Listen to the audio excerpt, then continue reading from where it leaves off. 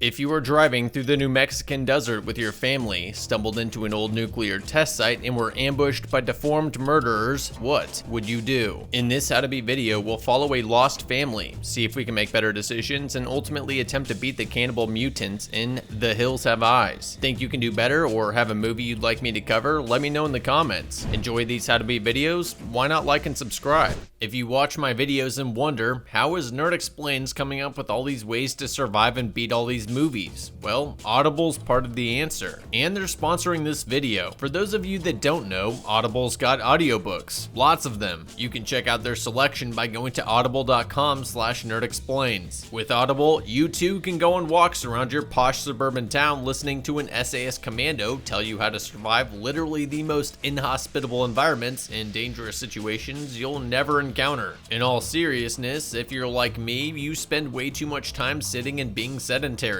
I'm on my computer all day for work, and you know what I like to do for entertainment? Play video games. That's a lot of chair time. If I sat around reading books too, my blood wouldn't circulate at all. Audible is the perfect way to cure your curiosity while being active and getting steps in, and it makes walks less boring. I feel like this is a mini How to Beat on heart disease. It is the #1 killer of adults in the world, so yeah, Audible will literally save your life. The other great thing about horror audiobooks as compared to movies is that you can get inside the character's head, know what they're thinking, feeling, and the motivations behind their choices. You can get audiobooks on movies I've covered like Annihilation, The Thing, Dawn of the Dead, and tons more by using my link at audible.com/nerdexplains or by texting nerdexplains to 500-500 to get your free 30-day trial. Alright, let's outsmart some deformed mutants. Maybe that's a bit insensitive. It wasn't their fault that the US government decided to secretly test nuclear weapons in the neighborhood. I did a little digging around on nuclear weapons testing in America and the genetic effects of the fallout, and this story is not that far-fetched. The US government did detonate a significant amount of nuclear bombs in the New Mexico atmosphere. The restricted testing zones and containment measures the government implemented usually underestimated the bomb's abilities, resulting in fallout radiation contaminating surrounding vegetation, soil, water, wildlife, and local inhabitants many miles from the test sites. Apparently, everyone in the contiguous United States was exposed to some amount of fallout radiation over the decades of nuclear bomb testing, but people just outside the test zone would have been exposed to significant levels of radiation.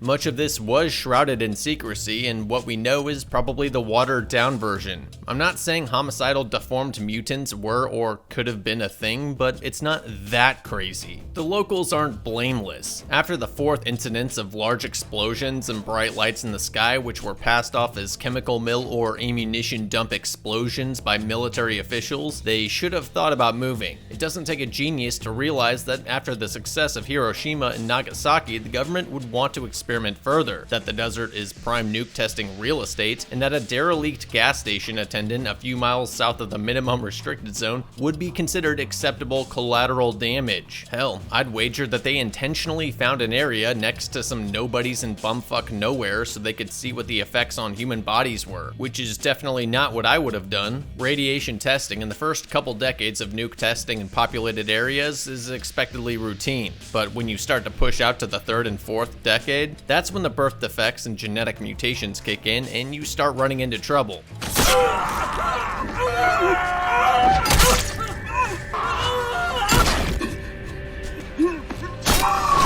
As expected, this test site was on or near inhabited areas. My only real issue here is that the government did a piss poor job of accounting and managing the test subjects. You don't leave loose ends like this. After you do decades of nuke testing and have thoroughly mangled the genetic line of entire families, you collect your results, put a bullet in each of their heads, and then bulldoze their corpses into a big unmarked ditch. Maybe you want a little more plausible deniability, in which case you could just shift the nuke test site a couple miles in their direction and vaporize all the evidence. We start out following the owner of the last gas station for 200 miles in the New Mexican desert, being harassed by the locals. If I'm understanding this correctly, this guy provides water, supplies, support, or fresh meat, and in return the locals hand him the victim's loot. This is why when I play in trips, I exclusively take routes populated with strong brand-named gas stations. You just don't have these kinds of problems at Quick Trip. Plus, they have dope steak and cheese taquitos. Now the attendant wants out. Not gonna be so easy when the other party relies on you for survival. If he wanted out, he should have figured out a better solution. I doubt any cops venture this far out, so he's on his own.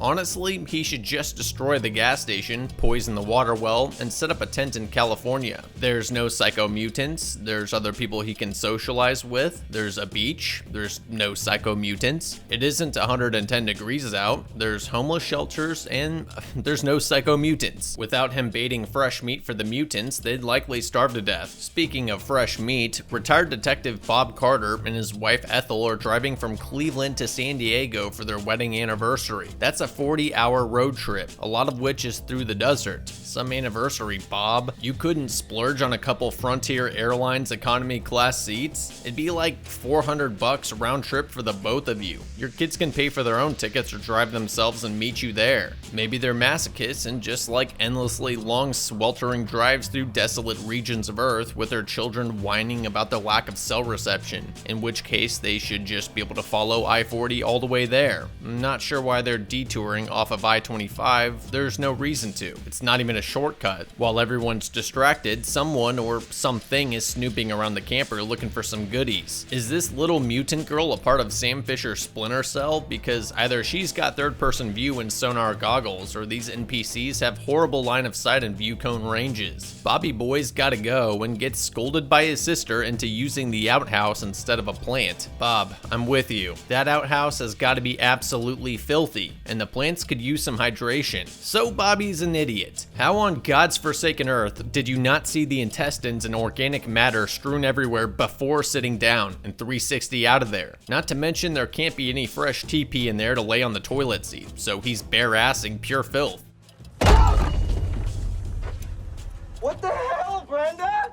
I just noticed, this and my last video both had people getting jumped in outhouses. More confirmation that remote outhouses are death zones and should be used with utmost caution. It's the only southbound road going to I-88. From there, you can take the 40 to California. Am I missing something? There's no I-88 in New Mexico. Either way, a former detective such as our romantic Bob Carter should have been using maps to navigate and track their location better so they didn't get lost. But I suppose there's a good chance you'd get lost out here and end up relying on a random gas station attendant for directions, and there's no reason to suspect them of harboring cannibalistic mutants. Their dog gets loose and runs off into the convenience store, and when Lynn chases her down, she finds a bag full of items that certainly do not belong to the esteemed owner of this joint. It's clear something doesn't smell right. Right before the family heads out, the attendant gives them some last-minute directions on a shortcut through the hills. Guess the deal with the devil is still on. If Lynn wasn't there, there'd be no reason not to trust this guy and take the shortcut. But Lynn was there. She saw the nice bag full of jewelry and electronics. There's barely any customers around here, so he sure as shit didn't buy them. He also doesn't seem like the pearl necklace type, and there's no misses around, which all begs the question, where did he get them and how did he get them? Lynn's now in the back seat, and he rolls up and tells you all to take a path off the beaten road. I'd say that's reason enough to tell Bob it ain't a good idea based on what you saw, and that if he didn't mind the drive, then let's just take the official scenic route. Taking unknown routes where there's no traffic or cell signal is reckless anyways. Bob seems like a stubborn ass, so there's still a good chance he'd overrule you and take the shortcut. Now the road, the guy wasn't on the map, remember?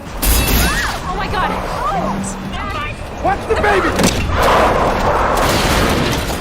In Bob's head, he probably knew this was dangerous, but thought, hey, what are the chances something bad actually happens to me? Well, Bob, something bad did happen, and now you're short on options. His plan is to hike 8 miles back to the gas station by himself, while Doug hikes 5 to 6 miles towards the ridgeline to try to get a signal to truckers on the freeway, while the rest camp out and wait. Reasonable enough, but with no cell signal, treacherous terrain, venomous rattlesnakes, and sunset approaching, I think Doug and Bob should both wait until morning to go to the gas station together. The gas station is potentially a 6-hour round trip if things don't pan out, and that's based on Bob's clearly shitty sense of distance and direction, and nightfall is in a few hours. It's just too risky. It would be nice to have someone with a gun stay behind by the camper, but not if it's a teenage boy that doesn't understand the first rule of gun safety. Damn, Bob, you're a cop. At least knock some sense into him before handing him the gun. Doug's more on the pacifist side, so he's not really an option. Their poor training of their dogs is really showing. This is the second time they've run off to the most random areas for no reason. You won't be catching them, so just go back and put some food out. Beauty!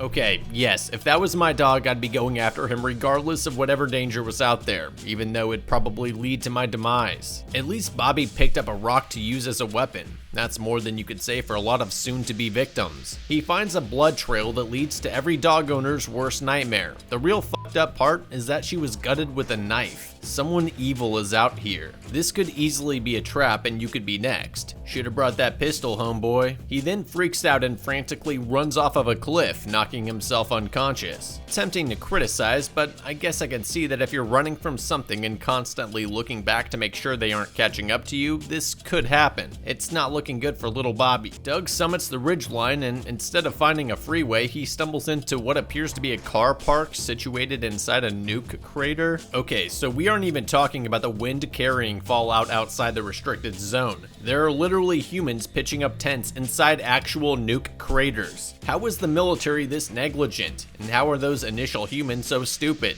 This looks to be the Trinity site in the White Sands Missile Range. By 2006, this nuke testing site would be on the map, and if you were planning any travel through New Mexico, you'd be taking a path around it. The freeway is not even on the horizon. Can nobody read a map? For fuck's sake. Detective Bob doesn't even reach the gas station until nightfall. When he goes inside looking for help, he finds what Lynn found, plus the carton with the ear in it. It's at this point when he realizes that his bad day was about to get a whole lot worse. Or as I like to say, his worst case scenario just became his best case scenario. This gas station attendant sure does keep good records of everything that went down. I guess a bunch of miners didn't want to leave the test zone, so the military burnt their town to the ground and the families fled into the hills and caves. I'd say he has the right idea to fire up the old man's car and drive back, but the car doesn't turn over. He hears the gas station attendant's incoherent whining coming from the outhouse and goes to check it out. I think I'd stay in the car and try to get the engine running. Absolutely nothing good will come from checking it out. I did the best I could. I'm sorry. There's a number of things I could comment on here, but I'm gonna tackle the big one. Why would he choose a vile, putrid outhouse to commit suicide in? Why not the comfort of his own bed? Bob doesn't even have time to regret his decisions before creepy voices saying, "Daddy," start originating from the darkness surrounding him. He flips around, letting 4 shots ring off with 0 target identification or accuracy. Some cop. You know that's a 6-shooter, not a high-capacity magazine-fed pistol. You can't be wasting shots like that. Bob's final mistake was getting back into the car without checking the back seat first. Somehow Bobby is still unconscious hours later. In real life, it would be extremely rare that he wasn't conscious yet, and indicative of a severe TBI. Luckily for him, not all these mutants are complete savages. Brenda somehow finds Bobby at night in these rocky hills and takes him back to get patched up, where he forgoes mentioning that Beauty was killed and gutted. Look, I get you don't want to drop that bomb on everyone. Get it. But all of you are in serious danger, and everyone needs to be up to speed, especially with Doug and Bob still missing. The ladies say they tried the radio, but all they heard was perverted breathing. Hopefully that wasn't from the radio Doug was carrying. No. I want you guys to stay here. You just became conscious after suffering serious head trauma. You know a murderer is out there, and you think going outside in the darkness is the best course of action. Oh, and you think not telling everyone what happened is somehow protecting them. I gotta say, I can't fucking stand when people hold their tongues for no reason like this. Everyone's now tucking themselves in for the night, completely ignorant to the danger around them. Bobby can't get any sleep, hears Beast barking, and goes out looking for him. It's probably a trap, but again, somewhat understandable. The only difference is I wouldn't travel that far from the camper. Given the circumstances, my dog can come to me. Besides not telling anyone about the murder, leaving the camper unguarded with him having the only pistol, he also left the camper door unlocked.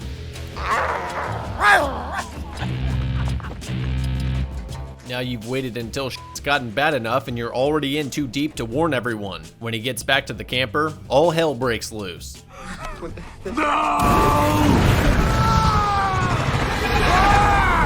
They all get distracted by Bob's Burning Man exhibit to notice the mutants attacking Brenda, drinking their milk, playing with their baby, and eating their birds. The fire extinguisher is completely useless against a fire like that, but yeah, You kind of have to try. After Bob succumbs to the flames, they can finally hear Brenda screaming back at the camper. Instead of going to help Brenda and Lynn and the baby, Bobby runs off into the hills to kill those motherfuckers. Dude, they're in your camper, hence the screaming. That goes for you too, Doug. Bob is burnt to a crisp. He's dead as shit. Go help your fucking family that's being attacked. You can give Bob a proper burial later.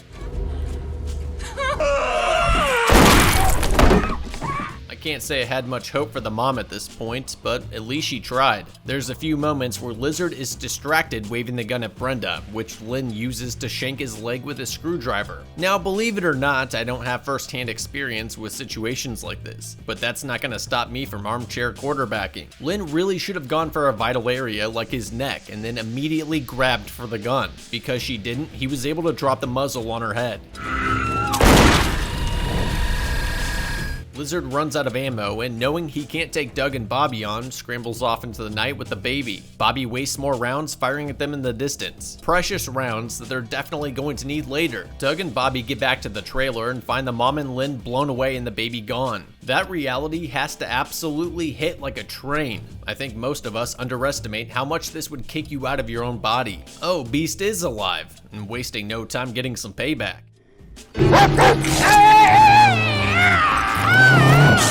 That's a good doggo. Doug and Bobby's yelling match is interrupted by the voices of more mutants outside. Continuing with the theme of Bobby being a monkey with a gun, he wastes more rounds firing through the wall. You have no idea how many of them are out there, or where they are. You are far from home or help, and there's maybe 10 rounds left in that gun. Unless you enjoy fighting with your teeth and nails, I'd suggest waiting until you're close enough that you can't miss, which for the untrained person, like Bobby, is around point-blank range. They sneak out of the cabin to check out the damage, not checking high and low like they should. Looks like he did hit something and knocked an arm off one of them. When Doug turns back around, he sees movement under the camper and instructs Bobby to fire through the ground. Not a moment later, Beast shows up, and they both immediately forget that there was something under the camper that Brenda's in. You gotta confirm your kills, people. Their new plan is for Doug to take Beast and track the mutant's blood back to their lair in the mining tunnels, while Bobby watches over Brenda with the pistol. It would seem they've decided to split up.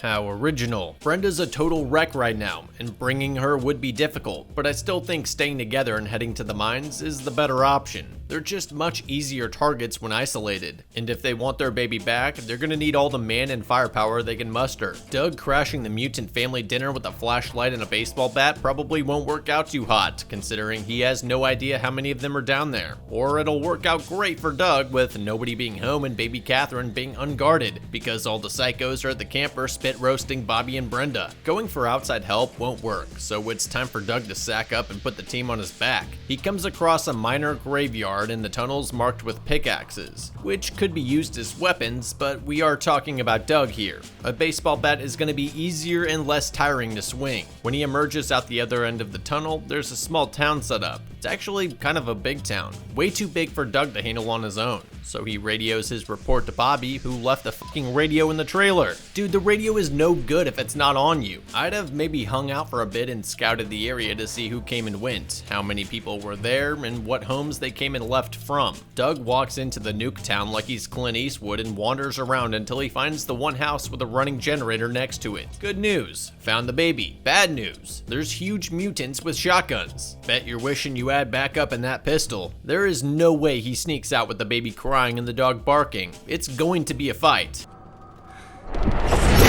Or a quick bop to the head from left field. Yeah, can't say I was too optimistic about his lone rescue mission. The only thing he has going for him is his relatively higher IQ, and the luck that he wasn't severely injured or killed before being put in the meat bin with a weak lock and his weapons right beside it. Is that Big Bob? Oof. Happy anniversary, bud. In the next room, Doug finds one of the most badly deformed mutants in the group, ranting about how you made us what we've become. Bro, Doug sells cell phones. He hardly had anything to do with the nuking or your dumb decision to stay in a nuke testing site. Take responsibility for your actions, for Christ's sake. This big brain mutant I would not kill. This one's worst fate is a long life. As Leonidas said to APPLAUD, may you live forever. Where's my baby?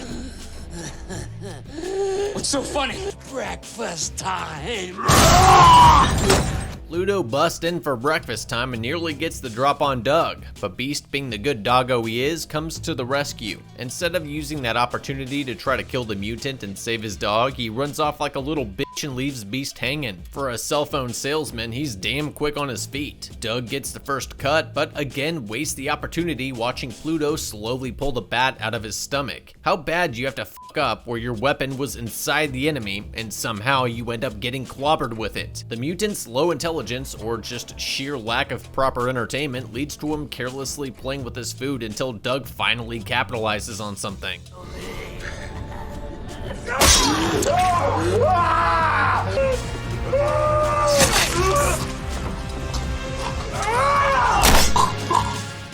I will say, Doug redeemed himself a bit with that 3-move chess play. Now for Mr. Shotgun.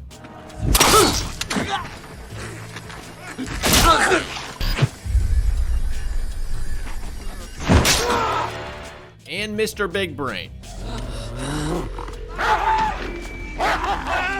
Seems Doug had a change of heart on the whole anti-gun thing. What, you didn't enjoy all that hand-to-hand fighting earlier when all you would have needed to do is squeeze a trigger? For a teenage boy, rigging up a tripwire early warning system with a fishing line was pretty smart. Wait, why did they have fishing gear? Was Bob planning on going fishing during his anniversary trip with his wife? Wow. The problem with this setup is that he should have attached noisemakers to different parts of the tripwire and sat on the roof of the camper so that when something tripped it, he would know which side and could spot the intruder quickly. You'd also want to sit on top of the camper for better visibility and because high ground. Duh. They get duped again and one of the psychos steals their mom for supper. Bobby starts blind firing while running, which again wastes the ammo. If someone is running at you and you have a gun, you're far better off standing your ground, waiting until they get close and making as accurate of shots as possible. But somehow this was all part of the plan, and Bobby has the wherewithal, ability, and omnipotent knowledge to design a trap where he'd hog-tie the person who he knows will come through the window, they will run, and then the mutant will get free, open the door, the matches will strike, and the gas bombs will go.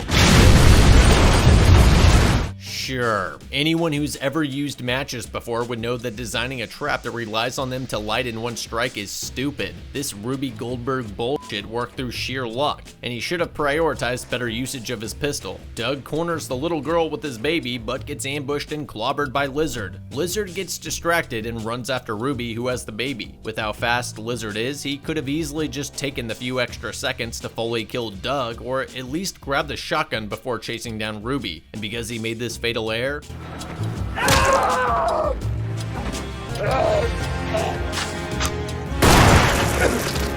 Doug dropping the shotty next to Lizard was a terrible mistake too. You would never want to drop a loaded gun next to an enemy, even one who is seemingly dead. Wouldn't you want to keep the shotgun anyways, in case you ran into more mutants? With his last dying breath, Lizard rises from the grave and draws down with a shotgun. Before Doug and his baby catch a load of double-aught buckshot, Ruby tackles him off a cliff. R.I.P. nice little mutant girl. They're getting some payback back at the camp too.